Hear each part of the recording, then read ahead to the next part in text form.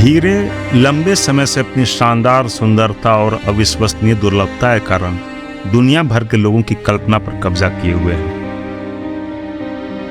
लेकिन कुछ हीरे सिर्फ कीमती रत्न नहीं हैं, वे शक्ति, धन और इतिहास के प्रतीक हैं।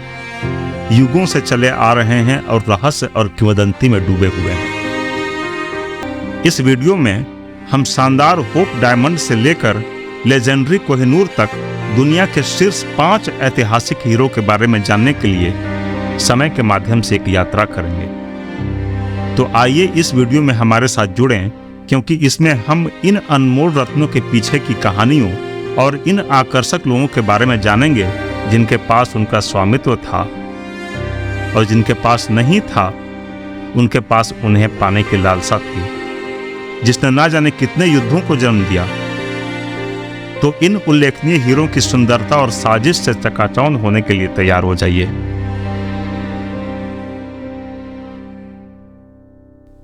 सैनसी डायमंड का नाम इसके सबसे प्रसिद्ध मालिकों में से एक निकोलस डी हार्ले सिग्नारिटी डी सैनसी के नाम पर रखा गया है। ऐसा माना जाता है कि सैनसी डायमंड मूल रूप से भारत के गोलकुंडा क्षेत्र में खनन किया गया था, जो दुनिया के सबसे प्रसिद्ध हीरो के उत्पादन के लिए जाना जाता था। सैनसी डायमंड का एक आकर्षक इतिहास है और यह कई प्रसिद्ध मालिकों के हाथों से गुजरा है, जिसमें कई यूरोपीय रॉयल्स जैसे कि फ्रांस के राजा हेनरी तृतीय और इंग्लैंड की महारानी एलिजाबेथ प्रथम शामिल हैं। फ्रांसीसी क्रांति के दौरान इस हीरे को फ्रांस से बाहर तस्करी कर लाया गया था और अलग अलग लोगों के हाथों से होता हुआ यह हीरा आखिरकार थॉमस होप नाम के एक धनी अंग्रेज बैंकर के हाथ आया, जिसके पास प्रसिद्ध होप डायमंड भी था। सैनसी डायमंड सममित पहलुओं के साथ काटे जाने वाले पहले हीरो में से एक था, जिसने इसकी चमक को और बढ़ाने में मदद की। आज सैनसी डायमंड एक निजी संग्राहक के स्वामित्व में है और सार्वजनिक प्रदर्शन पर नहीं है। इसकी दुर्लभता, इतिहास और अद्वितीय आकार के कारण इसकी कीमत करोड़ों डॉलर आंकी गई है। Regent diamond. Regent diamond 141 carat का हीरा है जो भारत में 17वीं शताब्दी में खोजा गया था। इसे मद्रास के गवर्नर थॉमस पिट ने खरीदा था, जिसने इसे 1717 ईस्वी में फ्रांस के राजा लुई 15वां को बेच दिया था।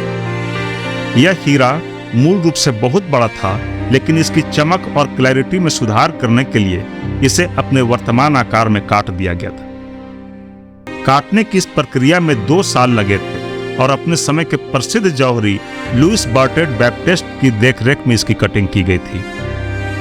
रीजेंट डायमंड अपने परफेक्ट कट और क्लैरिटी के लिए जाना जाता है और कई सालों तक इसे दुनिया का सबसे खूबसूरत हीरा माना जाता था। रीजेंट डायमंड फ्रांसीसी राजाओं द्वारा उनके राज्याभिषेक समारोहों के दौरान पहना जाता था और इसे फ्रांसीसी राजशाही द्वारा शक्ति और प्रतिष्ठा के प्रतीक के रूप में भी इस्तेमाल किया जाता था।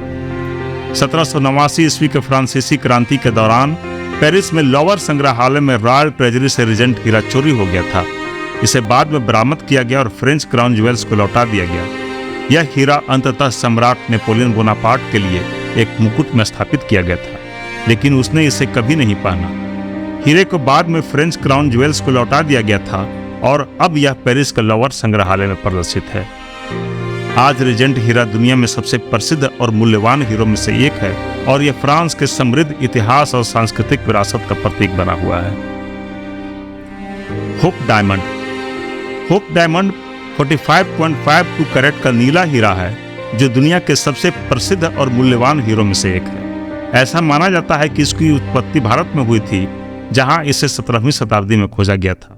इस हीरे का एक लंबा और आकर्षक इतिहास है, जो सदियों से कई प्रसिद्ध मालिकों के हाथों से गुजरा है। माना जाता है कि इस हीरे का नीला रंग हीरे की क्रिस्टल संरचना में बोरॉन परमाणुओं की उपस्थिति का परिणाम है।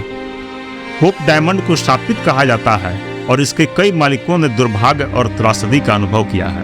उदाहरण के लिए, हीरे के पहले ज्ञात मालिक जीन बैप्टिस्ट टैवर्नियर नाम के फ्रांसीसी व्यापारी कथित तौर पर बुखार से मर गए और जंगली कुत्तों द्वारा चीर फाड़ दिए गए। होप डायमंड का स्वामित्व 20वीं शताब्दी की शुरुआत में कई धनी अमेरिकियों के पास था, जिसमें एल्विन वॉल्स मैकलिन भी शामिल थे, जिन्होंने हीरे को हार के रूप में पहना था और इसे अपना भाग्यशाली आकर्षण कहा था। हीरा प्राप्त करने के बाद मैकलिन ने अपने बेटे की मृत्यु सहित कई व्यक्तिगत त्रासदियों का अनुभव किया था। 1958 में प्रसिद्ध जौहरी हैरी विंस्टन ने वाशिंगटन डीसी में स्मिथसोनियन इंस्टीट्यूट को होप डायमंड दान किया, जहां से यह सार्वजनिक प्रदर्शन पर रहा है। अपनी स्थापित प्रतिष्ठा के बावजूद होप डायमंड दुनिया में सबसे प्रसिद्ध और प्रतिष्ठित हीरो में से एक है, जो न केवल अपनी सुंदरता के लिए बल्कि अपने समृद्ध और आकर्षक इतिहास के लिए भी मूल्यवान है। कलिनन हीरा।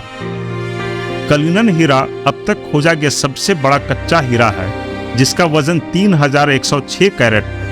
यह 1905 ईस्वी में दक्षिण अफ्रीका में प्रीमियर माइन में पाया गया था। इस हीरे का नाम सर थॉमस कलिनन के नाम पर रखा गया था, जो उस खदान के मालिक थे जहां इसे खोजा गया था। कलिनन हीरा इतना बड़ा था कि शुरू में इसे एक बड़ा पत्थर समझा गया था और खदान के प्रबंधक को यह महसूस करने में कई दिन लग गए कि यह असली हीरा है। इस हीरे को ब्रिटिश सरकार ने अधिगृहित कर राजा एडवर्ड सप्तम को उपहार के रूप में प्रस्तुत किया था। राजा ने हीरे को तराशने का काम मशहूर जौहरी जोसेफ अस्चर को सौंपा। उस समय हीरे को तराशना एक जोखिम भरा और जटिल प्रक्रिया थी, जिसे पूरा करने में कई महीने लग जाते थे। जोसेफ अस्चर ने अंततः हीरे को 9 बड़े हिस्सों और 96 छोटे हिस्सों में काट दिया। कलिनन हीरे से काटे गए सबसे बड़े हिस्से को अफ्रीका का महान सितारा या कलिनन 1 के रूप में जाना जाता है और इसका वजन 530 कैरेट है। यह अब ब्रिटिश क्राउन ज्वेल्स के राजदंड में स्थापित है। कलिनन हीरे से काटे गए दूसरे सबसे बड़े हिस्से को अफ्रीका के लेसर स्टार या कलिनन 2 के रूप में जाना जाता है और इसका वजन 317 कैरेट है। यह इंपीरियल स्टेट क्राउन में स्थापित है, जो ब्रिटिश क्राउन ज्वेल्स का भी हिस्सा है।